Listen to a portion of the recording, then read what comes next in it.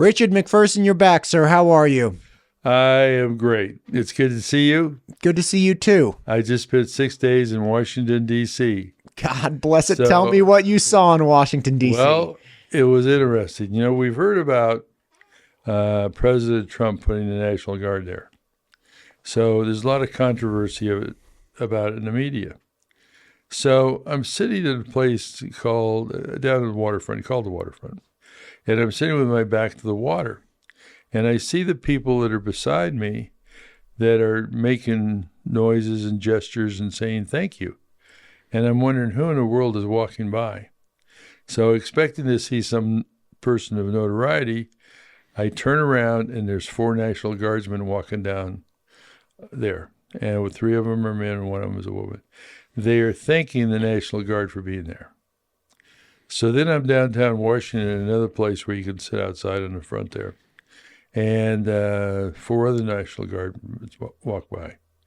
The people that are sitting out there are thanking the National Guard for being there. So forget about what we hear from Trump. Forget about what we hear from the mayor of Washington, D.C., or the media. I watched the people of Washington, D.C. thanking the National Guard for being there. That nets it out. Yeah. Boots on the ground, man. Boots on the ground. Yeah, and trusting any assessment of good or bad of what's going on in the nation at this point. Right. Like I keep reducing down where I feel comfortable actually assessing good and bad things, pretty much to like, okay, what can I see? What can I interact with? Who is there that I can physically talk or, in person talk to? Right. So there's that. You were safe. That's good. But what did you find out when you talked to the politicians? Well, I was back there by invitation from some senators and congressmen, and they're energy people. They're energy and national security people. They serve on various committees. So it was an interesting mix, but there's some bottom lines too, things that I know about and I have said on here, that were confirmed by them in a number of ways, but confirmed by them. And other people that I met in Washington, D.C. I was pretty busy. I was there for 6 days. Got there a week ago Sunday. First meeting was on Sunday evening, lasted about 4 hours. Next morning it started and went all the way through Friday night. Our nation's electricity supply is not protected. There is no doubt about it. They understand it. They know it. They have no solution. Okay, so there is no disagreement. There is no, hey, it takes me 3 hours to get you up to speed. It's, hey, we don't have a backup here. And they're like, yeah, we know. For the first time in 20 years, people that have the power of the pen, that spend our money, that not just spend our money that the IRS takes away from us, but spends into more debt. We're now $37 trillion in debt, our national debt. Those people say, they affirm that our national grid and distribution system, the electricity that's lighting these lights and allowing us to speak, is not protected from cyber, from electromagnetic pulse, on and on and on. And they don't have a plan to protect it. And in the fiscal year 26 budget, there's no money for it. I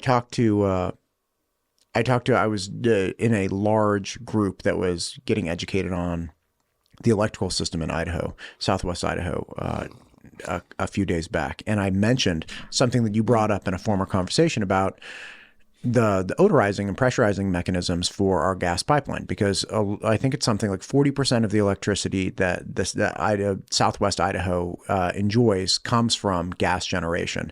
And I brought up the vulnerability of odorizing and pressurizing stations. They're above ground, like you could sabotage them really easily. And it's clear. I mean, first off, the people in the room were like, listen, we're not with Intermountain Gas. well, like I can't tell you what Intermountain Gas is doing, but when you realize it's like, oh wait, it comes down to this one gas company. The gas company literally is responsible. Like if the gas company goes out or if the gas company doesn't harden the gas supply line, we can get mad at our electrical generation or in distribution companies all day long. They're like, listen, without gas, I can't do anything. You be mad at me all you want, but like we go down the supply chain and it comes down to a gas company that I've never spoken with, never had a representative on, and no one's ever even talked about it. I know Representative Ted Hill has been very vocal about concerns with security with Idaho Power. But if you talk to Idaho Power, then you find out, hey, wait, man, 40% of that power comes from gas generation and they can't do anything about hardening the gas pipeline. It's a nationwide issue. Natural gas was originally waste stream from crude oil. And they found a use for it, a good use for it. We put in pipelines all over the country. A good majority of the houses in America are heated by natural gas. It's logical. Everything we do with natural gas is logical. But like so much of the infrastructure in the United States, as we've built out this infrastructure to make people's lives better, we haven't protected it. And the odorizing station that's just off of Interstate 84 is just one example. A few months ago in Texas, a truck hit one by accident. I think it was an accident. But between the two cutoff valves and the pressure that was in that pipeline, it burned for 3 or 4 days. So natural gas is great to use. Electricity is great to use. But we've got to figure out a way to protect them. Okay, so acknowledging then that the people that you were talking to, I mean, national senators, congressmen, politicians, they acknowledge the problem. And they also acknowledge they have no plan. It's not they, but our federal government. So they don't. Okay. They don't speak about themselves. They speak about they're trying, and I believe them. The people that I met with, I believe are trying. But you have other members of Congress, both on the Senate side and the House side, that don't want us to have protected electricity, or protect our natural gas system, or protect our transportation system that hauls coal all over the place. They just don't want it. They're what a lot of us call the anti-everybody's. In the case of nuclear, we call them the anti-nuclear people. And there are people that have been in that Capitol building, in the House of Representatives or the Senate for decades that are anti-nuclear people. Makes absolutely no sense to me. I don't know what they think. They know how vulnerable we are, but they don't participate in even trying to come up with a solution. Okay, so what's the path forward then, right? Like you get on your plane coming home and do you either pour yourself a scotch and say, here's to the end, or do you say, I'm hopeful? I'll take 2 Jack Daniels. Oh my God. 7 Up to start. Oh my gosh. So the solution is really easy. When you get to the bottom line, nuclear power is the bottom line. Everything about nuclear power in the United States is good. And we don't have it simply because, as I brought up in a previous podcast, when Dwight D. Eisenhower got up in front of the United Nations in 1953 and offered the world peace and prosperity, Soviet Union, the communists said, we can't allow that to happen. They know very clearly and realize what the United States did being brought into World War I and World War II. The United States mobilized, went out in World War II, World War I, and helped win the war and save billions of people from not just losing their lives, but losing their families and everything they had to either be taken over by Germany or France, or you look at today in a different way. We have unrestricted warfare being conducted on us by China and Russia and them. So we're more at risk today than we were on 9/11. when we come back to nuclear and we talk about the vulnerability of the extensive grid, it's like 300,000 miles of gas pipeline, right? Or all kinds of hundreds of thousands of miles of Right. that is a completely a hyper reliant delivery system to get power, right? So it's not just the transmission lines. No. It's not just distribution lines. No. Right? Now you have to add in if you have a problem with this gas supply line, right? So you have all of this interconnectivity that if one of these things goes down, you're really in a jam. And you have redundancies, right? Like let's get more transmission lines and let's get this and the other, so to hopefully deal with those types of things. But you have this over-reliance on delivery mechanisms, right? Like you have a coal burning plant. You got to get the coal there. Well, that's susceptible to rail, right? Rail sabotage. You got a gas. Okay, great. A gas generation plant. Okay, well, that's susceptible to sabotaging the gas transmission line. Like, yeah, solar and wind are great, but like they're not that great because we all know that they just don't run 24 hours a day. And man, we need 24 hours a day of power. And they're intermittent. So you have geothermal is great, but you just you don't have the capacity to get the scale of electricity from geothermal currently in any of the different iterations. You're good for maybe 25 megawatts or maybe 50 megawatts if you have a really hammering plant, and that's great. But those are far and fewer between. And you got to prospect with them, like you got to prospect for, say, a gold mine or something of that nature. Gas. Yeah, right. So you have all of these problems of delivery, but with nuclear, you have the capacity of having a reasonably self-sustained entity on, let's say, 40 acres or even like a little batteries, right? Where it's, less than an acre, but you have the capacity to build out these electrical generations that exist on the spot without these large interconnected mechanisms to continue providing raw virgin materials. Right. You don't constantly need more coal. You don't constantly need more gas. You don't constantly need this, that, and the other. It's literally just like, no, build this and this spreads out, right? And you can build a lot of these and those spread out. And if you take out yours, mine doesn't go out.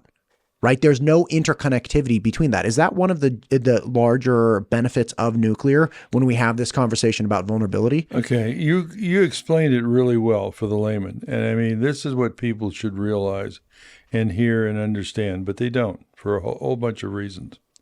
So there are around 9,000 electrical generating plants in the United States.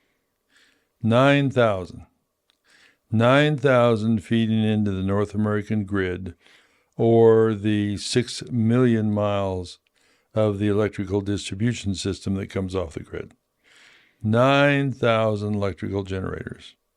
They're powered by nuclear, oil, natural gas, coal, geothermal, hydro, biomass, magic. 9,000 of them. 9,000 of them feed in there. Now, I give credit to the operators that balance the loads around the country, or the transmission distribution people. Over the years, I've learned to love those people because they pull it off. They get us the electricity we need. It's wild. And balancing the load, for people that don't know, it's okay. Like, say we're in this room and we're generating power and we're consuming power, but we're generating more power than we're consuming. And we can't stop generating power. Like when you have a solar panel, it's generating power, right? And that means there's someone else down the line that's going to have to figure out how to absorb that power and perhaps underproduce on their electrical generation to balance. If we're making 100 kilowatts is consumed, right? Now you have to do that across entire grids in real time, every single second, 24 hours a day. And if you don't balance the loads, if you have too much power, that's an enormous problem. But more likely you're going to have too little power, which is where it's like, we can't get the power. We can't buy the power. We can't balance out the load here. So we literally have to start turning off consumption. And that's the blackouts. That's when you have rolling blackouts. That's part of it. But more technically, each one of those generators, as you get smaller in size, or you're trying to cut corners when you built them, the generators themselves can be part of the problem. What is the problem is we build a new facility. We go out and we buy the cheapest motors we can, and they're being put online all the time. And there's something called a power factor and how the motor behaves. And that is part of balancing the load. And that's why on a technical side, I think that the people that are involved in that are magic. Can you explain the power factor, please? Is it possible? I'm sure glad I brought that up. You have either a leading or lagging power factor. And I should be able to regurgitate exactly what it is, but it's escaping me at the moment. But it has to do with the quality of power that takes electricity. It takes, and of course, it causes reverberations throughout the entire system. Even though this is only a 10 horsepower motor, but then you've got 1,000 horsepower motors, you get 5,000 horsepower motors. So, while we have 9,000 electrical generators, we have probably millions of electric motors in this country. Every house that uses heating, ventilation, air conditioning has electric motors on it. Every refrigerator. Right. Everything. So the people who work in the balancing area, the people who work in transmission and distribution, keep it up. Those are the unsung heroes that we don't hear about. We hear about a CEO, or we hear about whomever at the executive level. Many of those people don't really know how their system works. It sounds funny, and they don't like me to say that, but over the years, we've morphed from the 60s to now to people who used to know everything, grew up, and they knew everything about producing electricity, to people today that sort of know how to produce electricity. We've also gone from something back in the early 60s when they designed and built a system. They had a 25% margin. In other words, they were producing they could produce 25% more power than was needed. Sure. Because of economics and changes over the years, and the changes in who is the management, because of changes in public policy, we've now gone from a 25% margin, which has given us a safer, more effective, resilient system, down to about zero. So we now have generators out there that are running at capacity all the time. And it's a lot more troublesome today to plan an outage where we take a generator off the line and we repair it. So there's a lot of coordination going on that the public doesn't see to be able to give them electricity every day. Since the start of the Biden administration to the start of the Trump administration, just to pick apart in time, and not necessarily because the two presidents are different. Excuse me. Our number of hours of blackouts in the United States has increased by over 100%. And that's from the beginning of Biden to now, our 4 years. Blackouts have increased 100% across the nation. And they're only forecasted to get higher because, number one, as a nation, I'm not talking about individual areas or regions or anything. Sure. I'm talking about as a nation. We don't have the capacity to generate the electricity that we need at all times. And it's getting worse. People like to blame the increase in data centers. We've got over 5,400 data centers now that consume a lot of power, and there's a whole bunch more that are being built that are going to consume a lot of other power.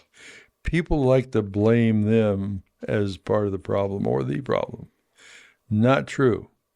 The problem is that we as a country have been limited by our own government agencies to put in the electricity that this country needs to serve a growing economy. And it's Public Utilities Commission, it's the NERC, the FERC, the DOE, the Congress, everybody. It has nothing to do with somebody building a data center. What? Okay.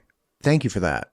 Because a lot of the conversation that has been had, I had Representative John Gannon recently, and he's very concerned about who's essentially paying for the electrical grid, right? And the upgrades required as we have growing demand, which I think is fair, right? Because that's a different story. Paying for it is a different story. I'm just talking about overall capability, capacity to generate electricity. Right. And that's 100%. I'm with you. It is absolutely a different conversation.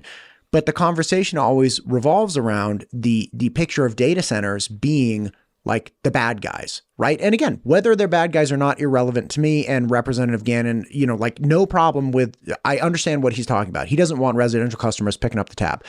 But he's right. And he's right. Yeah. Because guess what? I don't want to pick up the tab. Yeah. I don't want to pay. Meta can pay for itself. Buy your own sandwich.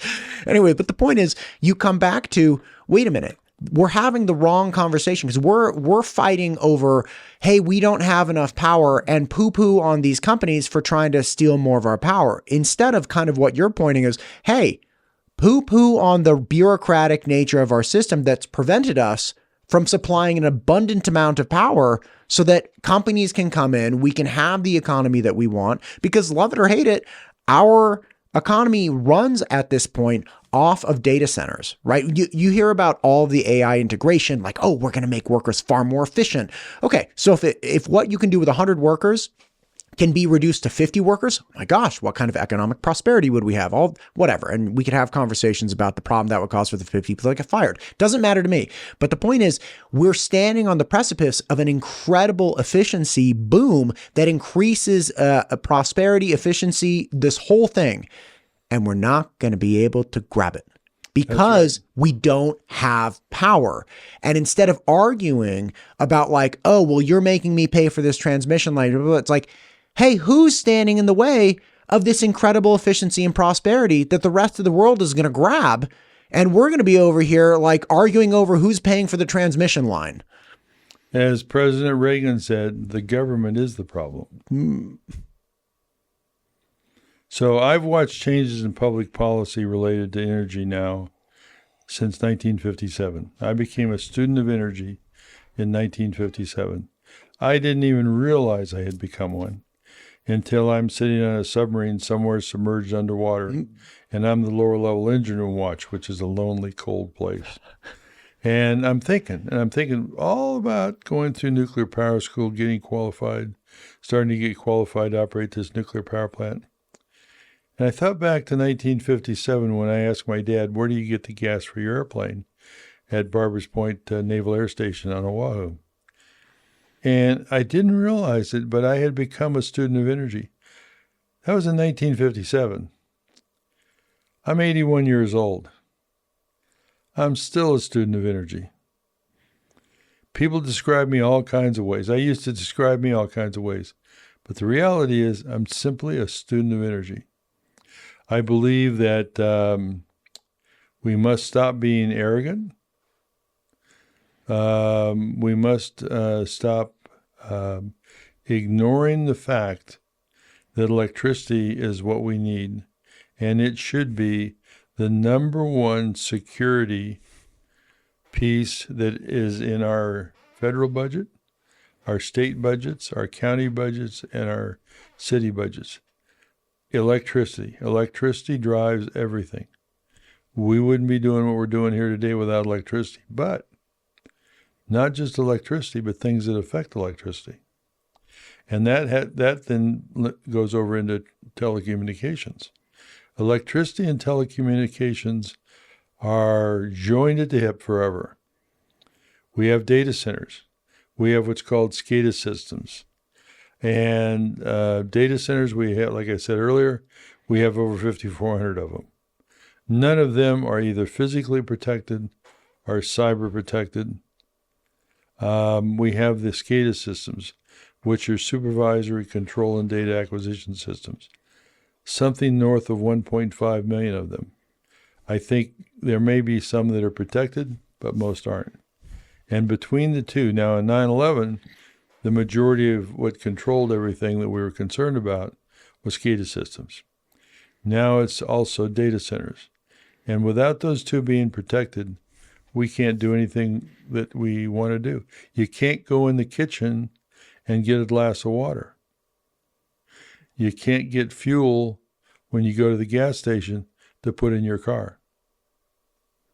So all of these fundamental pieces that we don't classically associate with advanced technology and electrical dependence are absolutely like you're talking about water. Okay, why wouldn't water work? Well, first off, comes back to water pressure, comes back to water purification, comes back to municipal water districts. Those are largely controlled by SCADA systems and you require an enormous amount of power to get all of these things across. And in the event of I was just chatting with somebody yesterday from Garden City. One of the last questions I asked her, does Garden City have emergency backup diesel generators in the event that there is a fire or some kind of other catastrophe to keep the water pumping? And she said, yes, we do. But that's one of the big problems. It's like you knock power out, you're not getting water out of anything unless you have backup generators, and that's for about 48 hours. There you go. And and the diesel's gone. So they have. Yeah, right. Or if you get hit by EMP. Now, everybody, they used to preach EMP, and I did. I still do. I actually stopped talking about it about 3 years after I retired from the Navy in 1983 because nobody cared. Today, still not enough people care. We're not getting anything done about it. Now, it used to be EMP was a nuclear weapon would be exploded maybe 100 miles above the United States, and it would knock out everything in the United States. Well, we're long past that. We've got some shorter range missiles. We have they can be used against us. But we also have an EMP device that I can put in a van.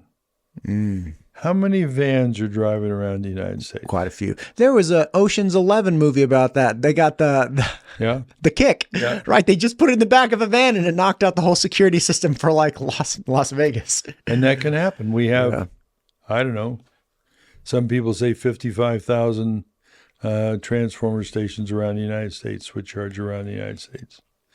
Only 55,000. How many vans are driving around the country right now? 1 million? So they pull up in front of one of these stations and they start it up and they knock out the station. 55,000. Now, we have adversaries that have people in this country. They have people in this country waiting to be told what to do. They are housing them, they are feeding them, and they are equipping them on our soil.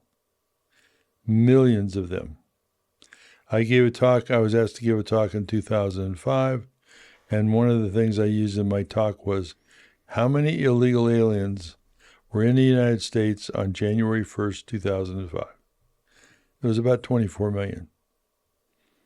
I don't know what the mixture is of illegal aliens and what countries they're from, but I know that in Los Angeles alone at that time, they were from 110 different countries.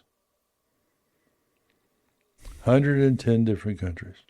And there were 386,000 that had felony warrants against them that our law enforcement people couldn't serve.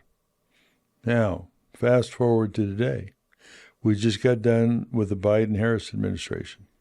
Millions more were invited into the United States, and they were systematically placed around the United States by a system that was a computer system that was put in place and used during the Obama administration. The Obama administration set up the country to take illegal aliens and place them in certain cities. And that's how they've been distributed since they came in here. They're here in Boise. They're here in several cities in Idaho. I don't know how many. I don't know how many of them there are. But anywhere where you have a state capital, they're there. Anywhere where you have a major university, they're there. And they're waiting to be told what to do. Externally and internally, we're getting millions of cyber attacks every day. And because the United States is the cyber people's favorite place to attack. We've had a number of shutdowns of major systems in the United States, infrastructure systems, which include electricity and water. The three top critical infrastructures in the United States is electricity and telecommunications is number one by far. Number two is water and wastewater. People say, well, why wastewater? Well, in cities, you have high-rise buildings. If you don't have pumps to move the wastewater, what happens is the pressure of the height of the building puts pressure on the wastewater system, and it starts to overflow everywhere. It causes diseases. It starts causing diseases within 24 hours. The third one is nuclear power plants. These were all identified within a week after 9/11. I walked in a room and they were talking about them. We had 104 nuclear power plants at the time, giving us about 22% of our electricity. 104 nuclear power plants providing us 22% of our electricity out of 9,000 generating plants in America. Today we have 93 nuclear power plants. The trend is the wrong way. What percent of power do those power plants? Around 18%. Okay. We have now microreactors, and our best hope, our only hope right now is to get as many microreactors in operation in as many cities and on our bases as possible. Because, and again, going back to an earlier, kind of exchange and an idea, the microreactors solve the problem of like, okay, you got to break up the electrical grid. You got to do this. You got to do that. The bottom line is it's like, okay, you can try to start parsing these things out, or you can start dropping molten salt batteries and microreactors in different places and then just connecting them to portions of the grid. So instead of breaking things, it's like, look, man, leave all that where it is. Just drop this bad boy here, and that solves the problem. It solves the problem of gas supply lines. It solves the problem of like these long interstate transmission lines. It solves the problem of coal coming in on rail. It solves the problem of diesel getting, it solves all of these problems because you don't need any of that. You literally just have this reactor, pops in there, and boom, it starts working. Yep. Now, in Washington, D.C., I didn't just meet with senators and congressmen. I met with a friend of mine, a good friend of mine that I've known since 1989. He is working in 13 states on the East Coast. And right now he has 16 microgrids in some form of being built and implemented. So I tell him, and as I tell my other friends that are working with microgrids, the microgrids are the hardest thing to do.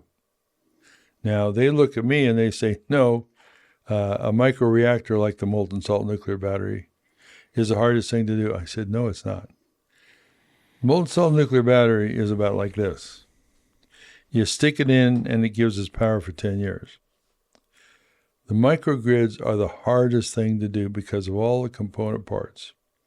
Now, the good news is, in order to harden them, make them cyber protected, EMP protected, sure, freezing water protected, forest fire protected, on and on and on, hurricane protected. Everything we need is manufactured in the United States. We do not need anything from a foreign country. It's available. It's been available. Just this morning, I received a request from somebody who's been asked to write an article about the protection of our electrical supply. He says, I think that for $2 billion, we can protect our electrical supply. I think he's wrong, because some real smart people did some work early on after 9/11, and they had $3 to $5 billion to protect our entire electrical supply, starting with the transmission systems and also the distribution systems. So it's $5 billion. So it's $10 billion today. $10 billion is cheap when you're talking about a $37 trillion economy and you're talking about 340 million people. It's cheap. We should do it tomorrow. But public policy prevents that. Utilities, their job is to make money. They own power plants. They own transmission lines.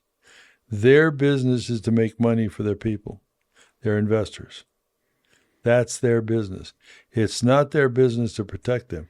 Even though they have requirements to provide resilience, they go, and I have seen hundreds of these now since 9/11.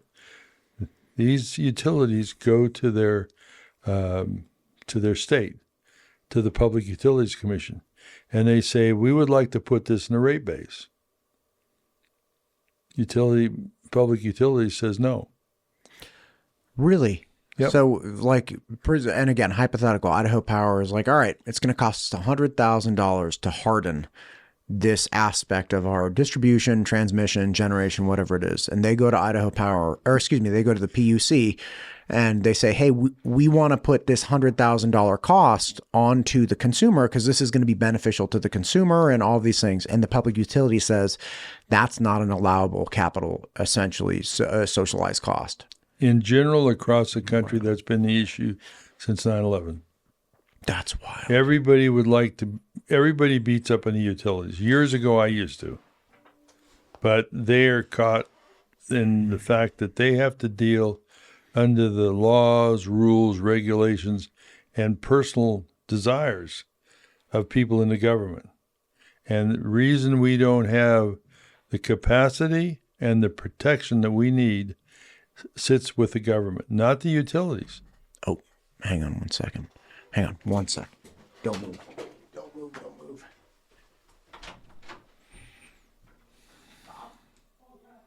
Oh, yeah, sorry. Okay, let me finish up in here. 1 second. Dude, I'm telling you right now. That's okay. I tell people not to show up early.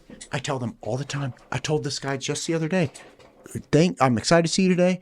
Awesome. Please do not arrive early. He showed up 20 minutes early. I'm like, do I need to smoke signal this? Like, what the fuck is, it's like, and especially when I'm on a tight schedule, I'm like, don't show up early. This guy's 15 minutes early. So anyway, I'll do in conclusion. Okay, hang on.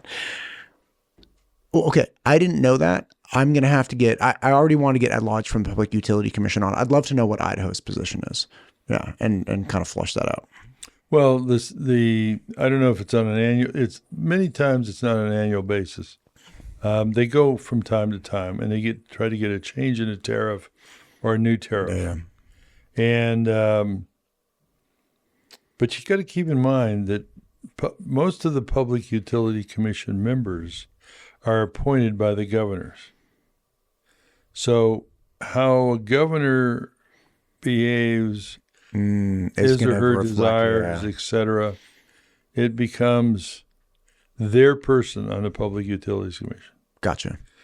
The worst ones are like in Hawaii, California, New York, etc. All the other ones vary. Small side note, and I just found this out, pretty wild. We buy a lot of electricity from like the deserts in the Southwest and, California and whatnot. And we buy it at a wholesale cost. So, they compete in the market for selling power. Now, they don't sell power to Idaho at 40 cents a kilowatt. They sell power to Idaho at, the normal price that you would pay, we pay Oregon, or they would buy from us because you sell it wholesale. But what the consumer in California, so they generate it at the same cost that we generated. But what the consumer in California pays at retail price is like 10x what we pay. I shouldn't laugh, but it's one of those things. Back to your point, bureaucratic overlays over and over and over get layered on so that people in California are like, well, I guess it just costs this much to provide power. No, it doesn't. You're generating power at the same, like your solar panels generate power at the same cost as the solar panels in Idaho. Yet, and Idaho can buy and sell at a very reasonable price. But what you pay the consumer is totally different. But you have to look at your electrical bill. Idaho Power, all the power companies will basically tell you, say Idaho Power in Idaho. State, the whole state, not just Idaho Power. We're saying we're paying 10 cents per kilowatt hour. Yeah. Not quite. Take a look at your electrical bill and look at what else is added on there. Then you come up with the true cost. Now, Hawaii is probably the highest at about 44 cents a kilowatt hour. California has quickly risen over the last few years. They're right behind them at probably 40 cents per kilowatt hour. California's moving up very quickly. Yeah. California's in a lot of trouble. No. Hawaii is already in a lot of trouble. People who live in Hawaii, they can't afford to be there. Sure. Businesses can't afford to be there. Same way in California. Yeah. Okay, the trend is the wrong way. We can reduce the cost of electricity in Idaho because we have a big advantage. We have a lot of hydro. Now we need to add in some nuclear, and we can lower the cost to the people in Idaho over the long run. God bless it. Richard, thank you for coming in today. Next week, we're back on, same as usual, and we'll just keep the conversation going. Thank you very much. It's my pleasure. Thank you, sir.